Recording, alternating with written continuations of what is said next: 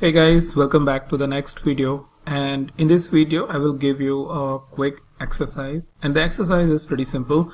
So in the previous video you have seen that we have created the master items within the measures, and within the dimension also you can create it. Visualization we will see it in later, but I want to give you an exercise where you are creating the different measures as well as dimensions. If you have, let's say, any dimensions of your interest from the current data source, then I would like that you create, let's say, average of sales or sum of profit and average of profit by creating the new measure. Similarly, if you want to create any conditional dimension, however we have not touched on that subject, that how we can create a calculated kind of a dimension which is a conditional one, but you can create a simple one by simply selecting a dimension. Now that I have already explained, so I look forward that you are creating the new measures and dimensions, which is basically a practice of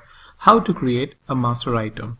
And then we will use, and then whatever dimension or measure I will create, I will going to use it in the subsequent videos and show you in action. So you can do this practice and come back for the next video, and we will see a new topic.